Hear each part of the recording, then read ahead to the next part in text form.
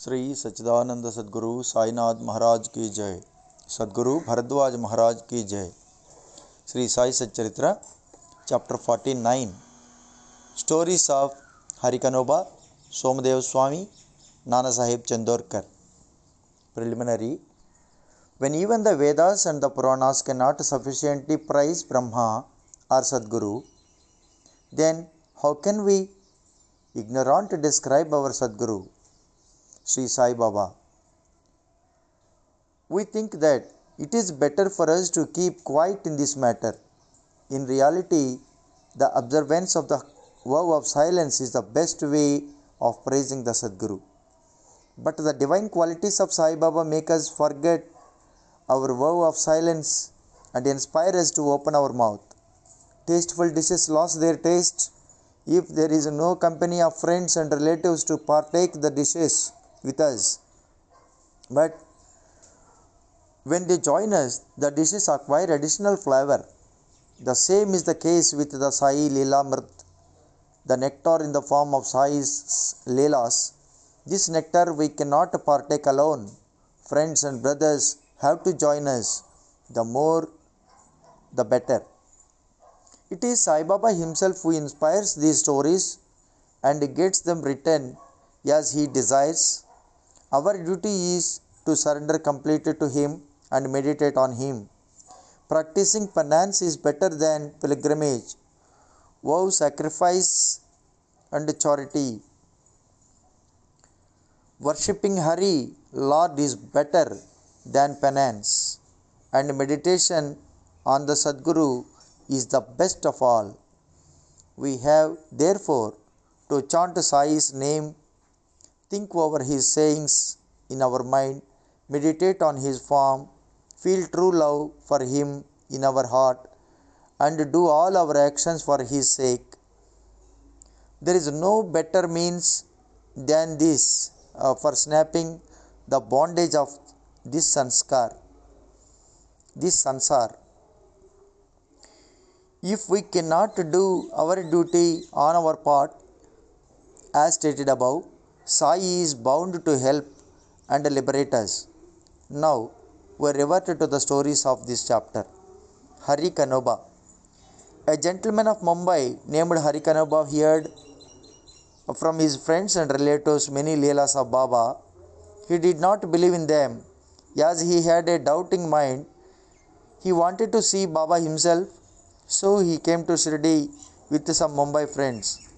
He wore a lace-bordered turban on his head and a new pair of sandals on his feet.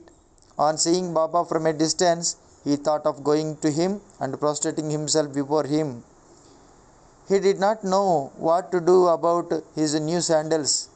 After going to one corner in the open courtyard, he placed them there and went in the masjid and had Baba's darshan. He made a reverential bow to Baba, took Udi and Prasad from Baba and returned. When he reached the corner, he found to his utter dismay that his sandals had disappeared. He searched for them in vain and returned to his lodging very much dejected. He bathed, offered worship and Naivedya, and sat down for meals, but all this while he was thinking about nothing but his sandals. After finishing his meals, he came out to wash his hands. When he saw a Maratha boy coming towards him, he held in his hand a stick, at the end of which was hanging a pair of new sandals. He said to the men who had come out to wash their hands that Baba sent him with this stick in hand and asked him to go on the streets crying, Hari ka beta, Jari ka feta, and that if anybody claims these sandals, first assures yourself that his name is Hari, and that he is the son of Ka, that is Kanoba, and that he wears a lace-bordered turban, and then give them over to him. On hearing this, Hari Kanoba was pleasantly surprised He went ahead to the boy and claimed the sandals as his own. He said to the boy that his name was Hari and that he was the son of Ka or Kanoba, and showed him his lace bordered turban. The boy was satisfied and returned the sandals to him. Hari Kanoba wondered in his mind that his lace bordered turban was visible to all, and Baba might have seen it. But how could he know that his name was Hari and that he was the son of Kanoba, as this was his first trip to Shirdi? He came there with the sole object of testing Baba and with no other motive. He came to know by this incident that Baba was a great Satpurush. He got what he wanted and returned home well pleased. Somadev Swami. Now, hear the story of another man who came to try Baba. Baiji, brother of Kaka Sahib Dikshit, was staying at Nagpur. When he had gone to the Himalayas in 1906, he made an acquaintance with one Somadev Swami of Haridwar at Uttarkashi down the Gangotri valley. Both took down each other's names in their diaries. 5 years later, Somadev Swami came to Nagpur and was Bayaji's guest. There he was pleased to hear the Leelas of Baba, and a strong desire arose in his mind to go to Shirdi and see him. He got a letter of introduction from Bayaji and left for Shirdi. After passing Manmad and Kopargan, he took a Tanga and drove to Shirdi. As he came near Shirdi, he saw 2 flags floating high over the masjid in Shirdi. Generally, we find different behavior, different mode of living, and different outward paraphernalia with a different saint. But these outward signs should never be our standards to judge the worth of a saint.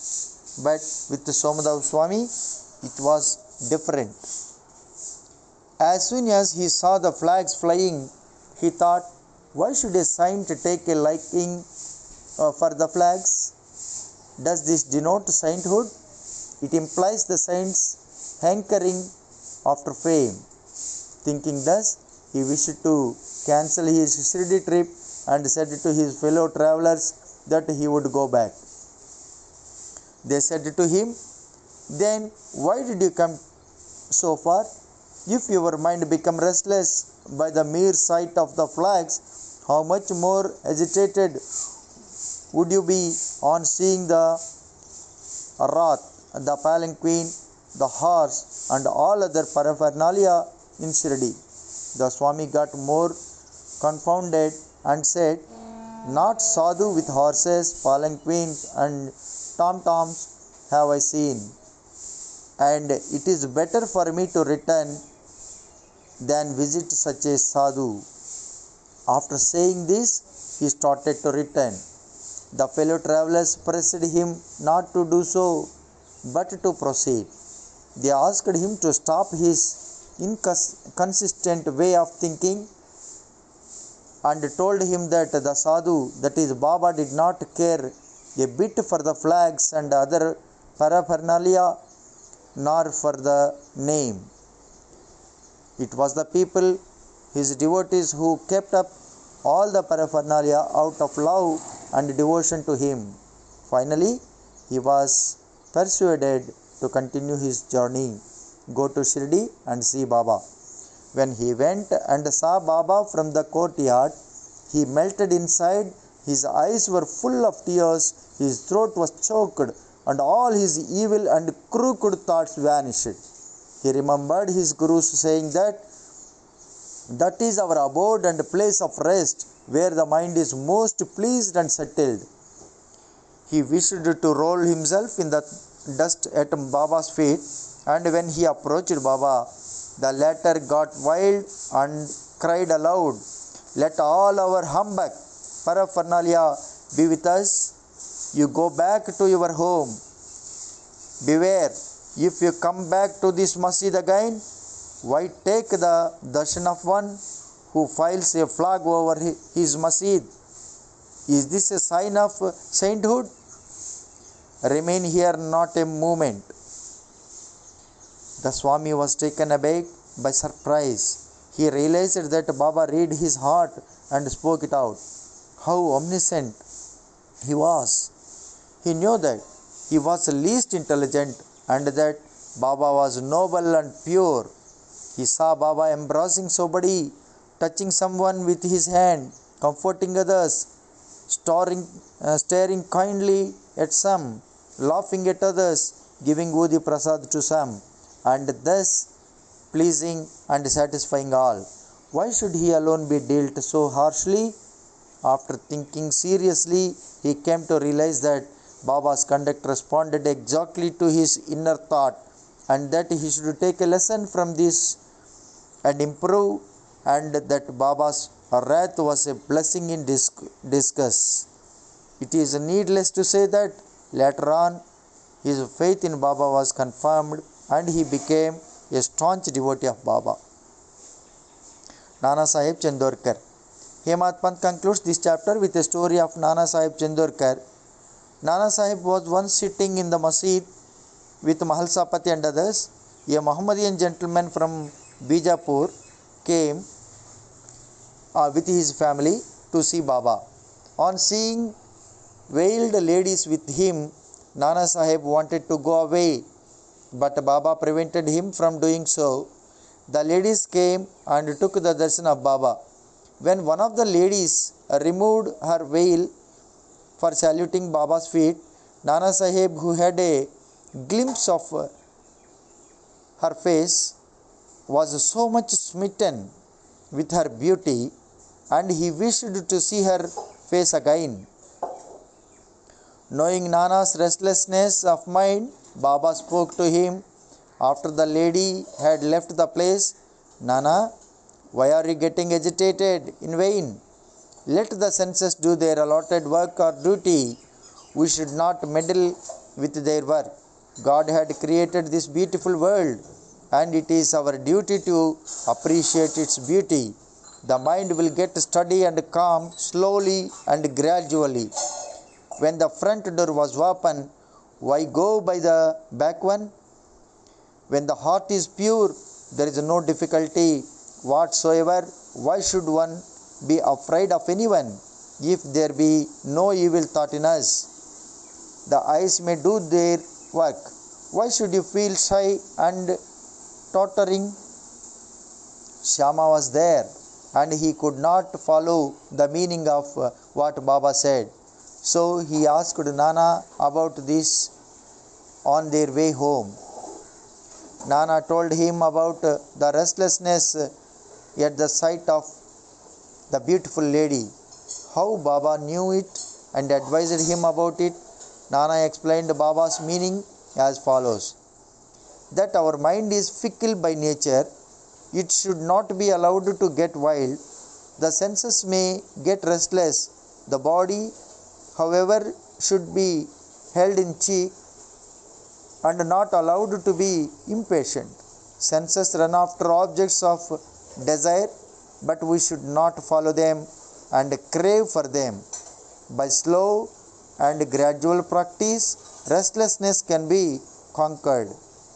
We should not be swayed by the senses, though they cannot be completely controlled. We should curb them rightly and properly according to the need of the occasion. Beauty is the subject of sight. We may fearlessly look at the beauty of the objects. There is no room for shyness or fear. Only we should never entertain evil thoughts, making the mind desireless. Observe God's works of beauty. In this way, the senses will be easily and naturally controlled, and even in enjoying objects, you will be reminded of God.